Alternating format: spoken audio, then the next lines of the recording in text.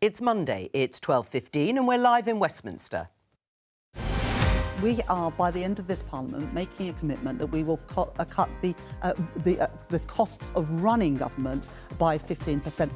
The Chancellor makes the case for cuts to the civil service ahead of Wednesday's spring statement. I'm deeply concerned that the government may even be considering reducing the digital services tax. Should the UK's tax on tech companies be dropped to avoid Trump's tariffs? I think there's this, this sort of notion of we've all got to be like Winston Churchill. Yeah. The Russians are going to march across Europe. I think that's preposterous, by the way. And is Donald Trump's special envoy right about the Russians? Joining us today, Labour MP Rachel Taylor, Conservative peer and former chief Brexit negotiator Lord Frost, Liberal Democrat MP Munira Wilson and Telegraph columnist Tim Stanley. This is Politics Live.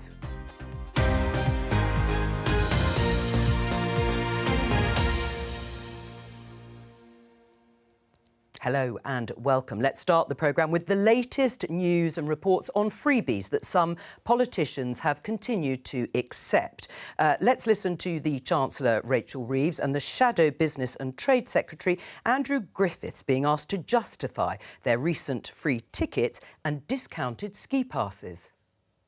I went with a member of my family to see a concert a couple of weeks ago. I do now have security, which means it's not as easy as it would have been in the past to just sit in a concert, although that would probably be a lot easier for everyone concerned. Going and engaging with Swiss parliamentarians, which, by the way, helped get a Swiss financial services deal that's going to create lots of jobs in our economy for a big part of the sector. I don't think people want politicians who sit entirely in a Westminster bubble and never get outside of that. Andrew Griffiths there, referring to discounted Davos ski passes that he accepted in order to meet Swiss parliamentarians. My opening question to the panel, starting with you, Rachel, is why do politicians continue to accept freebies? Look, I think Rachel has given a perfectly justifiable explanation as to why she needed to have those tickets for her and a family member to see Sabrina Carpenter. Well, she didn't need to have them. One of her family members wanted to go and see that concert. She has to be surrounded by an entourage of security personnel. I myself know how difficult it is. Shortly before the election, I was recognised at a concert that I'd paid to go to myself. It's very difficult for her, and I think that it was perfectly reasonable. She's given a reasonable explanation as to why that happened. Right, well, let's talk about Andrew Griffiths, Conservative colleague. Is it justifiable to accept discounted ski passes at the Davos conference and summit in order to bump into Swiss parliamentarians? Well, I don't know about the precise circumstances of this. Well, I'm just taking from what Andrew Griffiths said. Event, but I do think in general it would be better if politicians of whatever party didn't take things that were not connected to their work. And for me, that's the dividing line. Are you being invited to things sort of ex officio? Is it because of the job you hold? Or are you taking a freebie just to use your position, to exploit your position? And it's not always clear exactly where that dividing line is, but I think it exists and politicians really ought to abide by it. Right, do you agree with that? I mean, do politicians ever learn? I mean, Sir Ed Davey, party leader, accepted tickets and hospitality to watch Taylor Swift at Wembley last June. Look, I think every politician, when they are accepted, when they are offered these sorts of opportunities, need to make a decision for themselves and justify to themselves and their constituents why they're taking it. I think the most important thing is that we're transparent and declare things as we're meant to within the rules, and MPs actually declare any gifts or hospitality that we receive on a monthly basis, whereas actually with ministers, that's only happening on a quarterly basis, and I'd quite like to see that aligned and see the ministerial declarations taking place far more frequently. Right. Do you think lessons have ever been learnt about this subject? It's always so awkward. You could see the discomfort there on both Rachel Reeves and Andrew Griffiths' faces. They try and justify it. Would it be better if there was the sort of line that David Frost was outlining there, that unless it can be proved it's connected to your work, you shouldn't really accept them? I don't understand the fuss about this whatsoever. Unless Sabrina Carpenter is expecting a quid pro quo, unless she's looking for a safe seat in Labour-held Wales, I don't understand why it matters that she got a free ticket to go to one of her concerts. Now, I understand why this was salient during the election, because Labour was portraying itself as the party of tool makers, to coin a phrase, and then it turned out they were dressed in freebies, designer freebies. I understand why that is uncomfortable, why people don't like that. But if someone gets a small gift like that, what is the problem? My question is, why is a woman in her mid-40s going to a Sabrina Carpenter concert? Why is Ed Davey? Is Ed Davey going to a Taylor Swift concert? Are we run by teenage girls? Oh well, Rachel, would you like? Well, they may have teenage girls. That it right. Might be that their children. But when you want them to go with their friends and not go by yourself, I can't imagine anything more tedious. If they were being offered free tickets to the Royal Opera House or something, I would understand what's going on here. If I was a minister, I would insist on negotiating free trade deals with Hawaii all the time. That's for sure. Stop at Switzerland. I'm not sure how much advice you should take from Tim Stanley on this particular issue. And it's not for me to judge Rachel on her music taste or the taste of her family members. I mean, I would not have particularly been interested in going to see Sabrina Carpenter, but I haven't listened to her music. But on a serious point, if we keep doing this to politicians, if we keep jumping on them every time something like this happens, who's going to want to go into politics? Because you're torn apart for going to a concert for free. I really don't understand. I don't think it's healthy that we make a fuss about such small fry like this when it's clearly the public don't like it. They can always pay for them. They can pay the cost of the tickets. OK, the government picks up the cost of security or whatever, but they can always pay, and I think you should pay if it's not part of your job. Why? Did you ever take a freebie when you were a minister? Don't think so, no. No. I don't think so. But, I mean, that is the thing, you could pay for it. It's not that you shouldn't go. Why should you pay for it? Because unless, as I say, there's a corrupt quid pro quo, this isn't Russia. It's not going to a Taylor Swift concert means that Taylor Swift gets the nuclear codes or something. It's just a free concert. Why are we making so much a fuss about this? Well, there's no such thing as a free lunch, but maybe there is as a free concert. But let's talk about the spring statement. It is happening on Wednesday. Originally, it was billed as a response to economic forecast by the Office of Budget Responsibility. It will still be that, by the way, and we'll have a special programme from 11:15 covering it live and uninterrupted alongside Prime Minister's questions. But we know that spending cuts will be outlined further and beyond the £5 billion that will happen to welfare. It'll also happen to departments, including the civil service. We can show this headline here. Rachel Reeves confirms 15% cut to civil service running costs. Now, the issue of pain was asked of Keir Starmer, the Prime Minister, this morning, who is going to suffer as a result of this. And he said that AI, artificial intelligence, can do a hell of a lot of the running and huge savings and efficiencies can be found. So from that, Rachel, can we understand it's going to be painless, this spring statement? Well, any cuts to public services are always difficult. But where you've got a situation, for example, like you have in NHS England with the government department, you've got two comms teams doing pretty much the same job. So where there is duplication and savings to be made, then we can make those. Yes, but are you saying they will be painless? People won't notice? I think that we have to see what happens as a result of those cuts. But what we're saying in that spring statement is, where are we at? What is the OBR saying about our financial situation? And we are going to manage this in a responsible way. And that is what a responsible government needs to do. Right. I mean, these cuts have never been found before. I mean, the Conservatives haven't found the sorts of cuts that are being outlined. Do you think 15% cut to Whitehall is actually not big enough, David? Well, I believe the state is far too big, and so I'm certainly not going to oppose the Chancellor if her plan is to cut it. But the problem the government's got into is that its economic policy, its tax raising, its extra regulation is crushing the economy. It's basically not grown since the summer. Therefore, the tax take is falling. Therefore, the deficit keeps growing, and that's the problem they've got into. The deficit is £20 billion bigger now than was predicted in October. There's Labour's £20 billion black hole. That's why they've got to make cuts. And as long as you don't have a policy that makes the economy grow, you'll get into this difficulty. Rachel?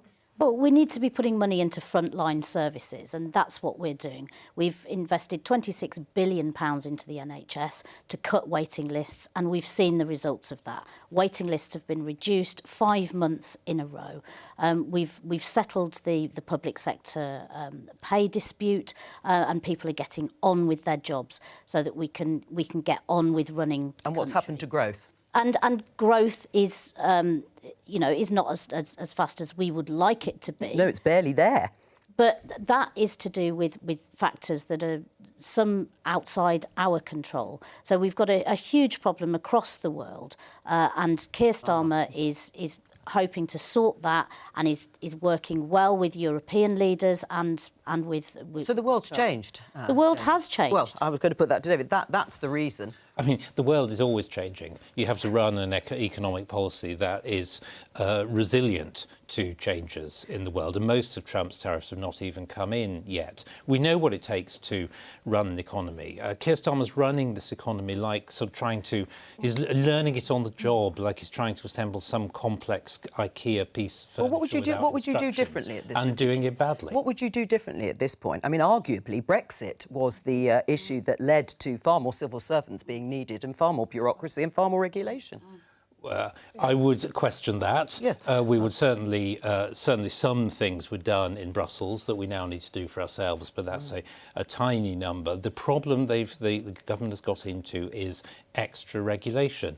This week we're considering in the Lords the employment law bill that's going to massively increase the bureaucracy and costs that employers face. Hiring is falling.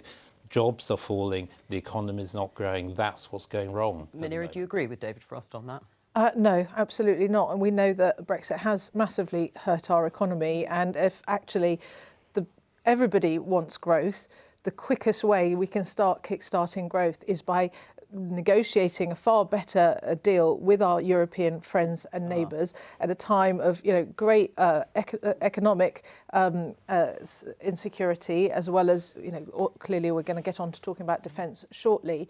We need to be improving that relationship. We need to be negotiating a deal on a customs union deal so that we can cut the red tape that David is so desperate to cut. When I talk to businesses in my own constituency, I've got a brilliant British start-up freight company that is spending £250,000 flying its jets to other countries because it can't service them in this country because of the bureaucracy that's been caused as a result of Brexit. David? We need and the other thing we need to do to kickstart growth is to reverse the jobs tax. If I talk to small businesses in my constituency, that's really... I'll come to Rachel with that in a minute, but what about Munira's point about the EU? A much closer relationship is what we need. Anybody can come up with anecdotes about extra paperwork. The important thing is to look at the macro picture, what's happening to the economy, and despite all the punishment the economy has been taking over the last couple of years, it is still growing faster than the French and the Germans David, and the Eurozone. David, it's not so last time I looked, they have not left the European Union. They're still in the European Union. They're growing slower than us. How is Brexit anything to do with that? We know that our exports to the European Union are down by 27 billion. We know that 4 out of 10 British goods that were on European shelves before Brexit are not there anymore. How is that anecdote? That is cold, hard fact that your hard Brexit is damaging our economy. And if Rachel Reeves and Keir Starmer are serious about growth, they will renegotiate a deal with the European Union that cuts that red tape and starts to get money into our economy so that we can invest in our public services that your Conservative government left on its knees. I'm seeing exactly the same thing as Munira in my constituency. So why aren't you negotiating a much closer deal then? Small businesses have suffered since Brexit. Where I'm based, we supply a lot of the motor manufacturing industry. Our freight and logistics sector is struggling since Brexit, and all the extra regulation. But it's basically that we're not able to export the same as we were to the EU. Well, David, you want to respond to both those? There's many things going on in the economy. If you're going to have an argument about Brexit, you need to try and distinguish between countries that left the European Union and those that didn't, and show know that slow growth is a result of that. If we are growing faster than our big comparative EU countries, then I don't see how Brexit can be the problem. There's much else going on in the economy. Well, let me show you this headline in the Times, Tim Stanley. This is Bridget Phillipson, the Education Secretary, suggesting the end of free school meals for some infants and also ending free sanitary products in schools as ways of cutting costs because departments are being asked to find those savings and efficiencies. Should we take that sort of thing seriously, or are those scaremongering, threatening headlines for the Treasury? The Tories did the same thing, which is you float the worst-sounding cuts so that when you don't do them, everyone goes, well, hey! Our experience of the last 14 years is that if you vote Conservative, they will raise your taxes. If you vote Labour, they will cut your benefits. Now, this could be because we live in the real world of fiscal problems, which are caused by things like maybe Brexit, but also Ukraine and also COVID. So it could just be that governments are doing the only thing they can possibly do.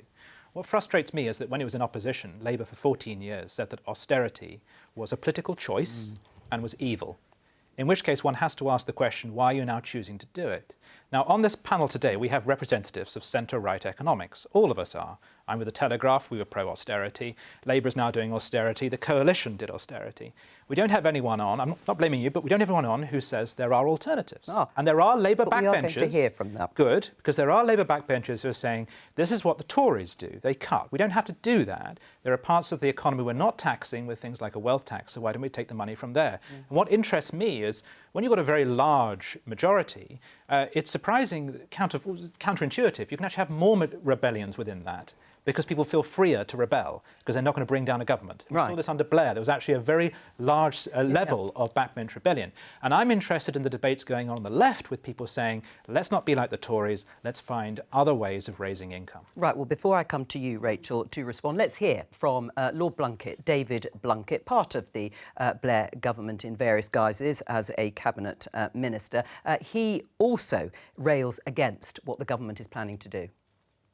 I've got two things to say, really. One is, yes, we did promise that we wouldn't impose austerity, and I would like the Chancellor to loosen a little the self-imposed fiscal rules. This is Treasury orthodoxy and monetarism at its worst.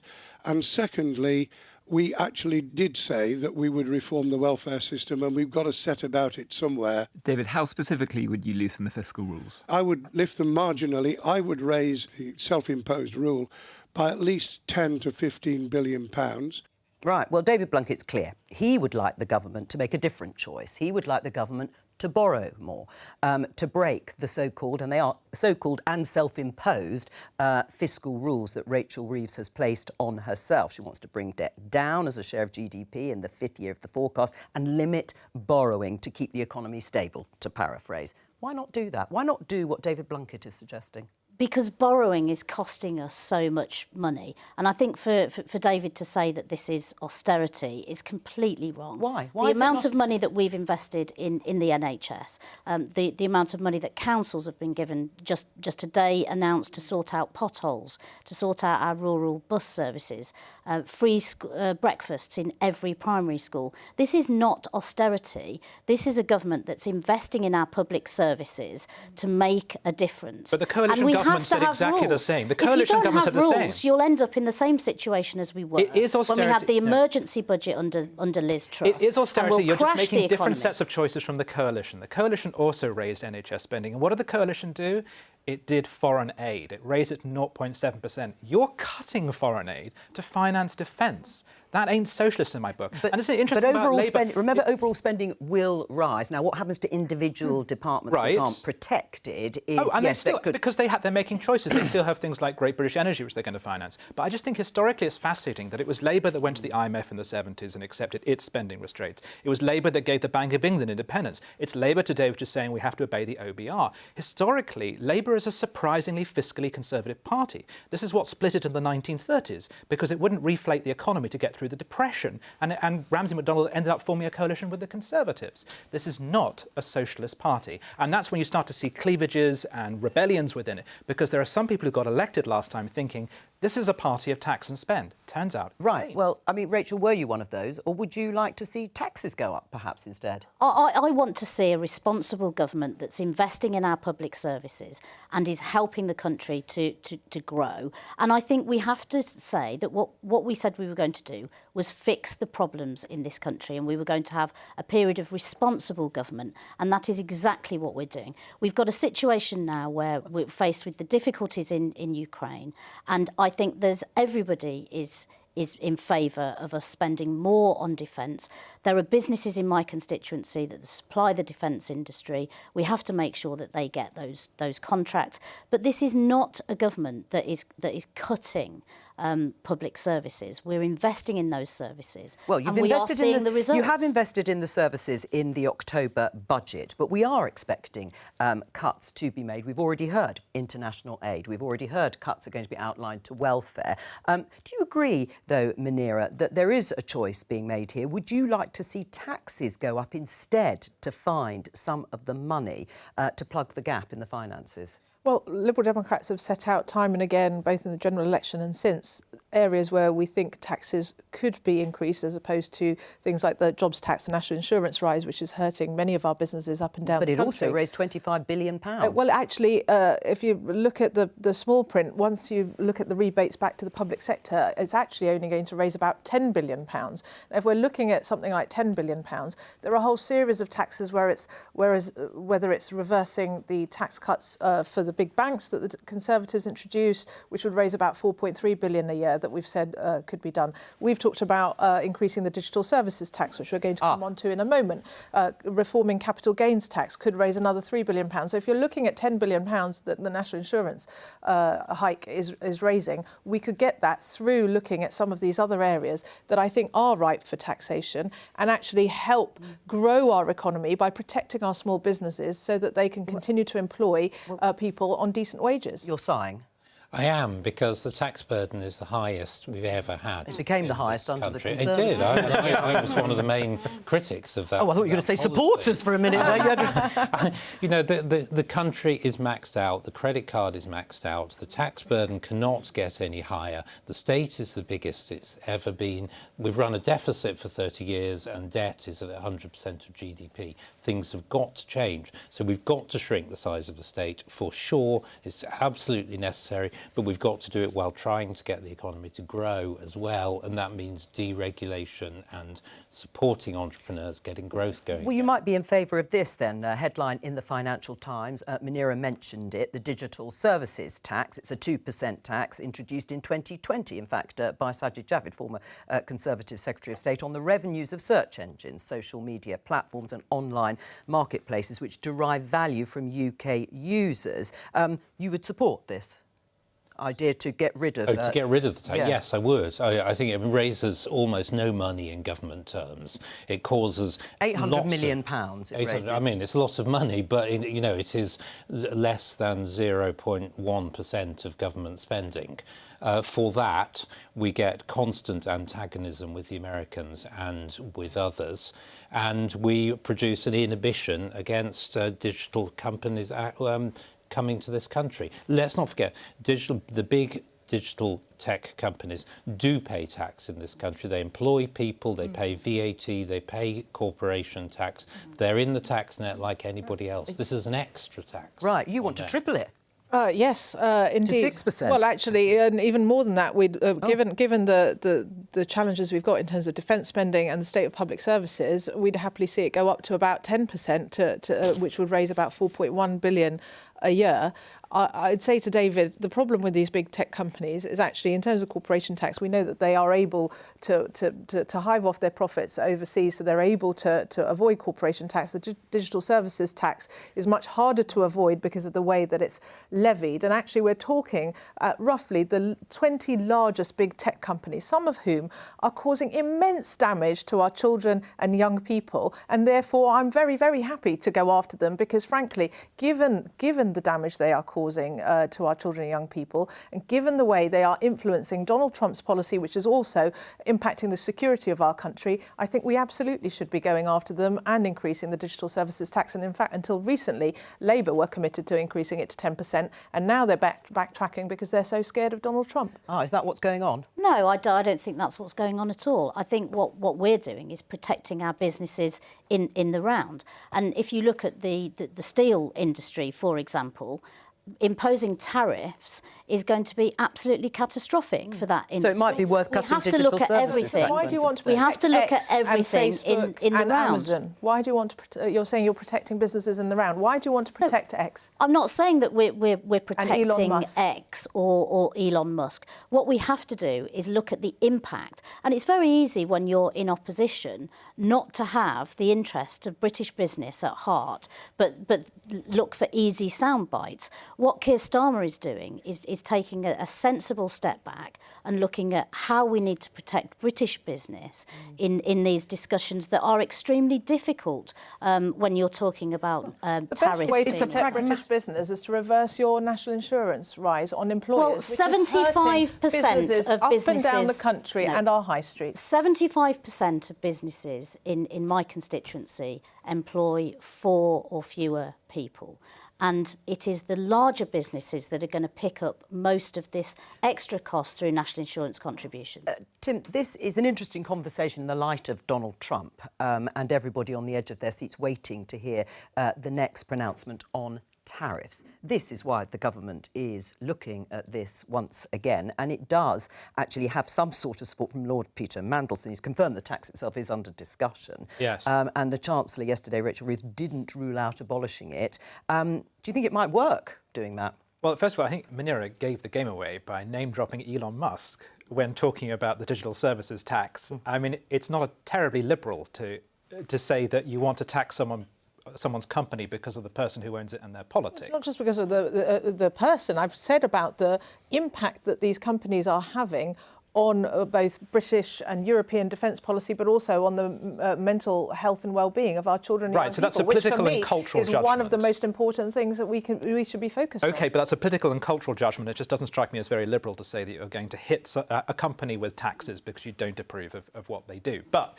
either way, if this is a trade-off, if you get rid of the tax in order to avoid Trump's tariffs, and that seems like a reasonable deal to me, especially as I know 800 million is a lot of Taylor Swift concert tickets there, but nonetheless, it is small fry in general terms, and so it would be a trade-off worth making. And is that a trade-off worth making? If it means that Donald Trump will look favourably at the government in terms of perhaps exempting the UK from tariffs, is that worth it? Look, I'm a backbench MP. I'm not involved in those negotiations. I know you're not, but do you think it would be worth it? I think you need to allow those people who are experts in the field to have those negotiations and not to constrain yourselves in stepping forward to do that. You have to look at everything, and if we are going to increase growth in this country, then we have to do everything we can to avoid trade tariffs, which will be absolutely catastrophic. Right. It's been bad enough for small businesses in my area because of Brexit. The last thing we need is to make the situation worse. I mean, your former Chancellor was saying Sajid Javid introduced the levy in spring 2020. Was that a wrong move? I mean, I think it's a wrong move. Quite a lot of Conservatives criticised it at the time. I think the Americans were unhappy about it at the time. We foresaw that we would get into this sort of difficulty, and indeed that's what happened. Can I just speak up, though, for the digital companies slightly? I agree there's a debate to be had about what they do and access to children and so on. But let's not forget the benefits that consumers get from these companies. You get free email, you get WhatsApp, you get free maps, you get the ability to talk to anybody in the world all the time. It's funded by advertising and by data. Fine, you can opt out or control that. But everybody gets massive consumer surplus. How many people will pay for Gmail or Google Maps or Facebook or WhatsApp if they had to pay for it themselves? You get all that for nothing. That's massive consumer benefit. Munira? Consumers do benefit, but these companies, and we're talking about the top 20 biggest sort of tech companies, are raking in billions and billions of pounds, asking them to pay a bit more, given that they are able to make a lot of money out of British consumers, I don't think is illiberal or wrong. I think it's just asking these big companies to pay their fair share, as opposed to to slashing things like free school meals, which means children will go hungry, or cutting welfare benefits for some of the most disabled and ill people in our country who aren't able to work. Would it be worth a trade-off if the UK got an exemption from tariffs? Well, we're already subject to tariffs. We've got steel tariffs being imposed. I think they're trying to get a carve out, aren't they? If we give in on this, we'll have to give in on so many other things. The way to stand up to Trump is to be strong and not to keep relenting, which is why we have to rebuild our relationship with our European partners. Be strong and stand up to Donald Trump. This is the way Canada's doing in its current election season. And I can see it's interesting there's a political space for the Lib Dems to be a party which is willing to criticise Trump, because Labour, God bless it, would love to. We know they can't stand him. Is that you, Rachel? They can't, because they're in government. So they're doing the reasonable thing of trying to protect. They're sort of through a fixed grin saying, this is an interesting period to be in government, and we look forward to these negotiations. Yes, I mean, is that getting harder, that fixed grin, Rachel? No, I mean, I think we have a sensible, mature leader who is having those negotiations on the world stage, and it is making a difference. Yeah. I mean, Keir Starmer's leading the coalition of the well, we're willing about to in talk terms about of that. defence. In what way is it making a difference so far? What have we got out of it? I think we're getting to the point where European countries are working far more closely with us. I think that the US is listening to what we have to say and what's on the table. But there are many bad actors in this situation, like Nigel Farage, who wants to seemingly get into bed with Putin. But we have to remain sensible and follow the path that we're going down, because it's paying dividends. Right. I mean, if it is paying dividends, you gave a defence there of the tech companies themselves, but is it worth pursuing these sorts of policies in the hope that we'll get something out of the US and out of Donald Trump? Well, we'll have to see what gets delivered. We're going to find out in the next couple of weeks, I guess, on April the 2nd, where the tariffs thing ends up. I mean, I think Keir Starmer has actually played this quite sensibly at the moment. You have to deal with the world as it is. You can't always do sort of gesture politics. We're going to find out. It's worth pointing out the obvious point that if we were still in the EU, we wouldn't be having this debate. There would be no question as to whether we were going to suffer along with the rest of the EU. We just would. Right. Well, let's go back to the EU, since you've raised it again. Let's have a look at this headline in the Times and talk about defence. The UK must pay into EU rearmament fund to benefit from it. The German ambassador says British military equipment can only be bought using Brussels' €150 billion pot if the UK first contributes a fair share. Should we join the fund, Rachel, and contribute to it? Well, I think we have to look at where we're at in this position. Defence procurement. We have huge capability in this country, and we have an awful lot to offer to Europe. And we're not allowed to be part of this fund. The defence companies can't bid for this outside of a sort of renegotiation, or at least talking to the EU about funding it. Yeah. So we need to enter those negotiations by saying how much we have to give. Now, there are companies just on the outskirts of my constituency, BAE, for example, and many small manufacturing businesses that supply the defence industry. And I know that entering into those negotiations, the government will be standing up for British business. Wow. And that is what we have to do. Well, I wouldn't be ruling anything out or in at this stage. Right. I think we have to say this is what we have to offer.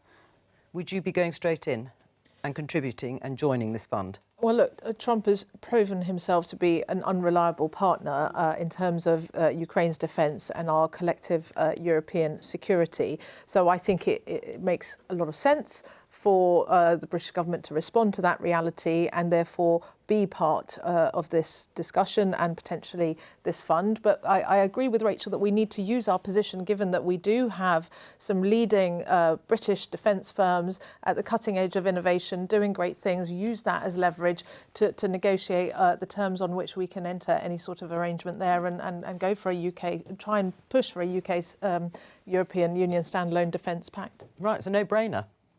Oh, gosh, look, the coalition of the willing didn't really exist. It was Britain and France at best. It was really a rhetorical gesture to calm the world down after that alarming meeting between the frank exchange of words between Zelensky and Trump. In Britain, in fact, yes, it's a small army, but it's a very lethal and very capable one. The one thing it cannot do is what Keir Starmer, for some bizarre reason, thinks Britain should be doing in the future, which is occupying Ukraine with large numbers of people. I don't know why we should be a peacekeeping force, but apparently that's what's in his mind.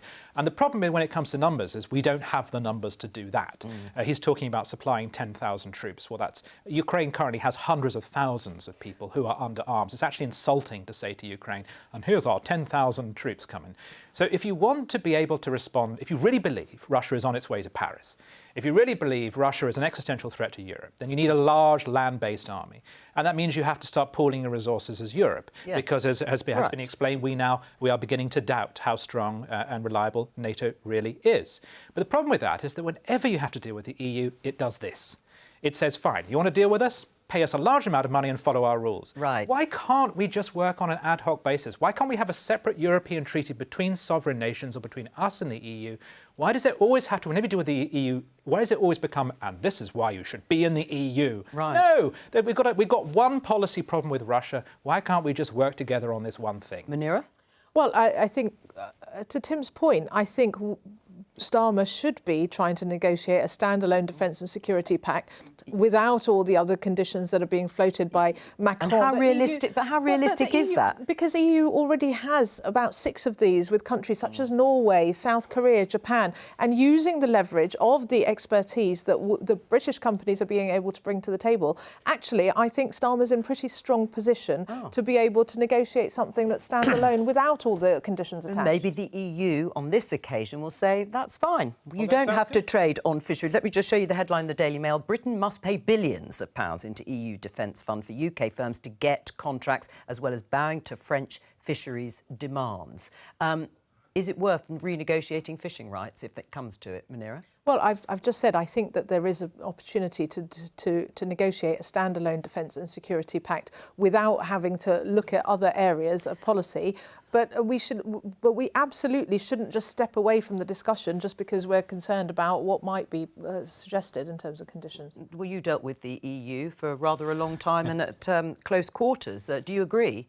Well, I largely agree with Tim, I must say, on this. I'm sceptical about the value of us participating in this defence fund specifically, because, I mean, we still don't entirely know how it's going to work, but to the extent we do, it's really a vehicle for more borrowing by the EU to get them round their own budget constraints so they can fund more defence. Now, I was just talking earlier about how much we've borrowed already, and so have all the Europeans too. I'm a bit sceptical about paying in to accumulate more debt to help others do something that they could all be doing anyway. But this is all about bolstering defence capability in Europe and here in the UK too.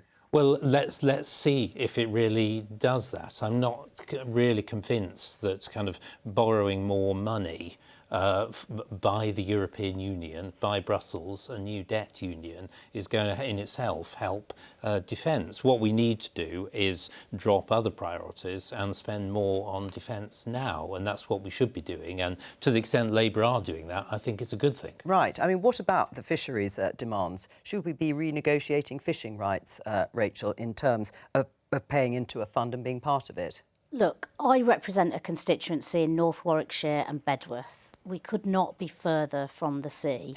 I am going to hold my hands up and say that I'm not across the rights of our fishing industry. However, what I do know is that this government is going to stand up for British business, and if that is British fishermen and women, then I'm sure that is what Keir Starmer will do. Well, let's return to the coalition of the willing that you were talking about, Tim Stanley, because that's certainly being pursued by Keir Starmer and Emmanuel Macron, and all part of bolstering bolstering Europe's defence capabilities following President Trump's comments about things like NATO spending. There are talks going on today in Saudi Arabia when it comes to trying to get that ceasefire in the meantime in Ukraine, being championed by the Prime Minister and the French President. But at the weekend, Steve Witkoff, President Trump's special envoy, who is leading the US ceasefire negotiations with Ukraine and Russia, was speaking to former Fox News presenter Tucker Carlson and said this. That's President Trump's policy. Then what is, if I can just say, like, what the hell is going on with European League? Keir Starmer saying we're going to send British troops. Their entire military is smaller than the U.S. Marine Corps. The country is dying economically. All those countries are dying economically. Like, what are they thinking? What is that? Is that a posture? Is it a pose? Well, I think it's a combination of a posture and a pose, and a combination of also being simplistic. I think there's this, this sort of notion of we've all got to be like Winston Churchill. Yeah. The Russians are going to march across Europe. I think that's preposterous, by the way.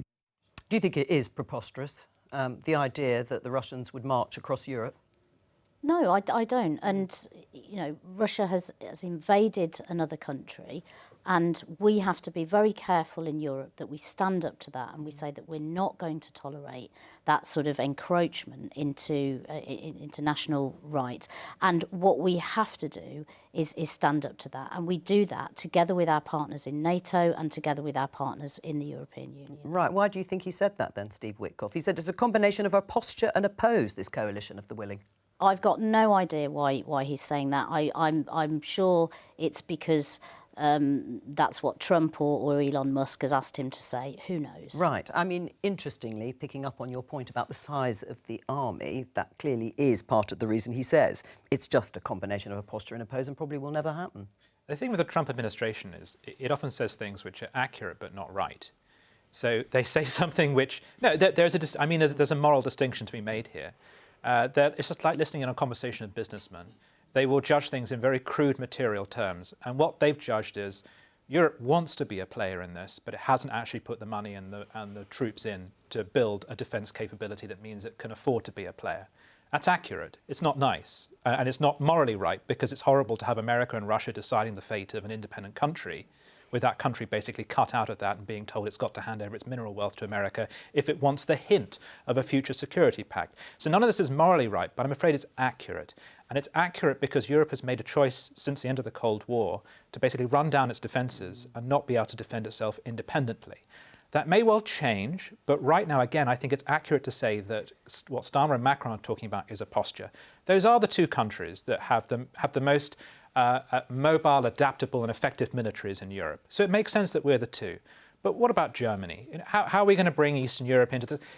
It is such a big long-term project. And the idea that in one weekend, Starmer and Macron, like the Dirty Dozen, just went behind enemy lines and kicked stuff up and made things happen. It's just nonsense.